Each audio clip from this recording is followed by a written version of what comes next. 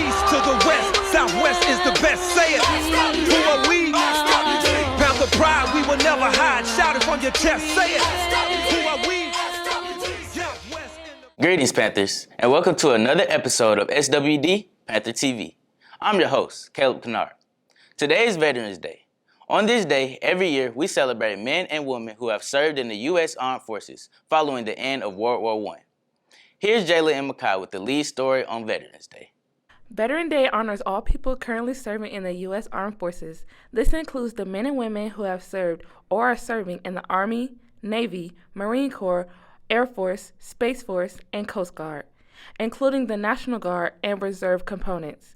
Veterans Day, originally celebrated in Armistice Day, was first issued on November 11, 1919, by President Woodrow Wilson, a year after the end of World War I.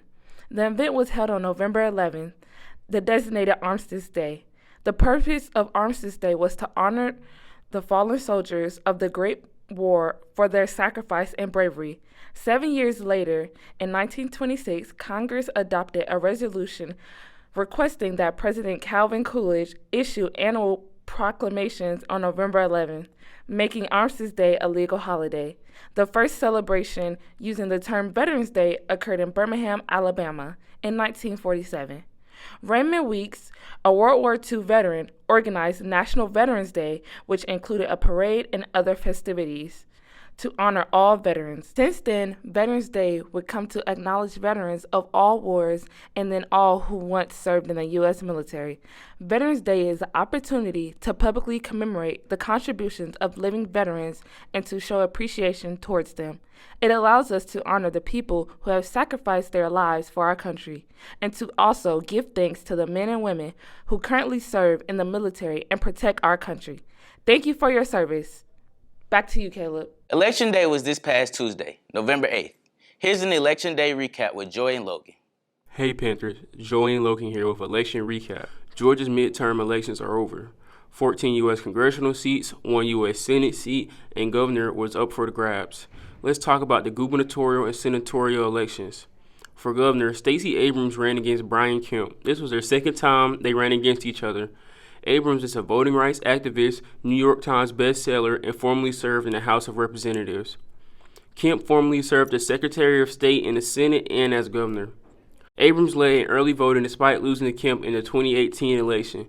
However, Kemp secured the win on voting day and will serve a second term as governor. The race for Senate was very heated. Herschel Walker ran against Raphael Warnock. Walker represents the Republican Party and was a former NFL running back for 12 years. Warnock represented the Democratic Party and was a former pastor and previously served as senator. Walker led in early voting despite being overtaken by Warnock. However, neither candidate received a majority of votes, so the Senate election will advance to a runoff being held on December 6th. How do you feel about the gubernatorial election and who you think will win the runoff? Comment down below. Back to you, Caleb. I love me a good Marvel movie, especially Black Panther. Not only because of the heroic action and fighting, but because of the symbolism of Black power and what it means to be a Black king or queen. Today, the sequel to Black Panther, Wakanda Forever, hits the theaters. Here's Austin and Neville with Let's Go to the Movies.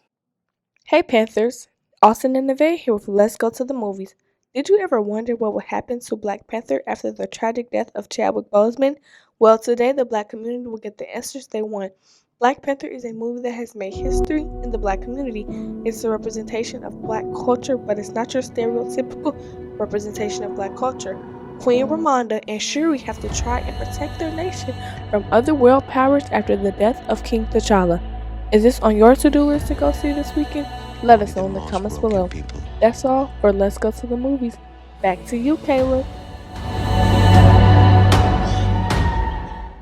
Speaking of Black kings, every week we give recognition to important events that involve African Americans in the past.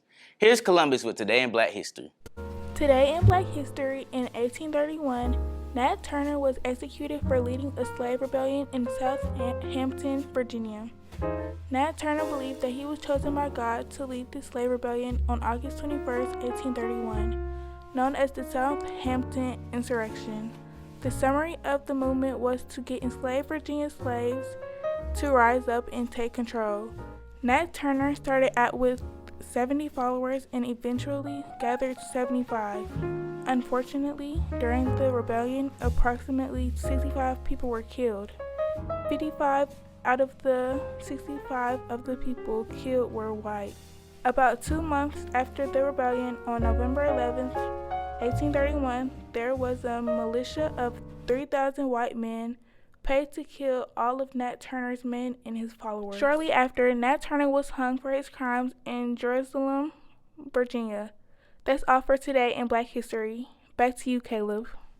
There are many teachers and administrators in the building who are veterans, who you may not have even known. Here's Leslie and Trinity with Teachers Corner, Veterans Day Edition. Welcome to Teachers Corner, Veteran Edition. It's Leslie and Trinity. Today we will be asking teachers who were veterans, what were their experience like? Veterans Day is acknowledgement of all the hard work and effort and time away from family and friends that those in the military have sacrificed for their family. Well, it means paying respect and homage to those who, one, gave the ultimate sacrifice for their service, and those who are currently serving and did serve in the armed forces. Mr. Ramsey, what made you join the military? It was during Vietnam, and I joined the Navy because I didn't want to go to Vietnam, and I never did go. What made you go with the branch you chose? Well, me being a senior chief, was in the United States Navy. I honestly didn't plan on going into the Navy. I was in the cafeteria of my high school, and I had no desire. Well, I chose the Marine Corps for obvious reasons, but just the challenge was the main thing. Do you celebrate Veterans Day with the people you were in the military with? Unfortunately, no. Most of the people that I was in the military with are spread out all over the world, all over the country.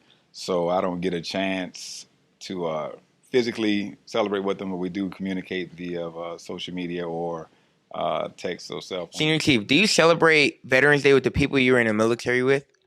You know, I still do, and I love it. That's Leslie and Trinity with Teachers Corner, Veteran Edition. Hope you enjoyed it, veterans. Happy Veterans Day. Honoring our veterans for their hard work and sacrifice is very important. Today is the day that we celebrate those who dedicated their lives to this great nation. Do you know any Veterans Panthers? If so, be sure to thank them for their service. Here's Amaja and Amari with Thinkavader. It's Imai and Amari here to share ways you can thank a veteran this Veterans Day. Volunteering at a veterans organization. You can volunteer at Soldiers Angels here in Georgia. Buying a gift for a homeless veteran will help as well. You can buy them clothes, shoes, or blankets. They'll be happy to be given a gift for their service. Flying your flag shows that you're celebrating the special day. It shows support, love, and patriotism for the country. Asking a loved one their stories about their time in the service shows them that you really care and appreciate them for serving the country. Mailing a letter thanking them would show that you're appreciating their hard work and service. Make sure you take into consideration ways you can thank a veteran. Back to you, Caleb. There are many celebrities that we see on TV and hear on the radio that you probably didn't even know are veterans. Here's Jayla with Celebrity Veterans. Hey Panthers, did you know the iconic voice behind Mufasa, James Earl Jones, also known as King Joffrey from Coming to America, served in the U.S. Army? James served for 2 years during the Korean War. He would later become the narrator for Roots and also known as the grumpy old man from Sandlot, Mr. Merle. Morgan Freeman, another great actor, turned down a drama scholarship from Jackson State University to enlist in the Air Force. You may know him from the 80s movies Lean On Me, or more recently, Olympus Has Fallen. Sonny Anderson, who hosted the Food Network program Cooking for Real, also served in the Air Force. She served as a military radio host in South Korea. That's it for Celebrity Veterans. Back to you, Caleb.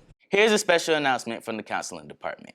Hi Panthers, Miss Candy from the Counseling Department. Just wanting you to know there are 4 weeks left in the semester. Yes, only 4. That means you have a very short amount of time to get your grades up and where you want them to be.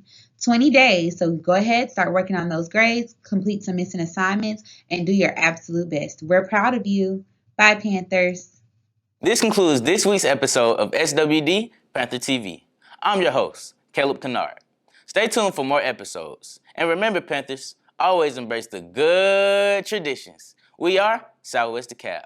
Have a great day, Panthers. From the deck, yo, that's where you find us. Southwest DeKalb High School, Decatur's finest. We number one, everyone else is standing behind us. SWD produce nothing but grinders. Panther pride, it can be seen up in the hallways. Always Panthers getting it done on all days. And we ain't fazed by other schools around, cause we Southwest for real, yo, we shutting them down. In the class and the sports, on the track and the court, on the mat and the field, yo, it's SWD. Got the best band in the land, they be rocking in the stands. Everybody know the deal. We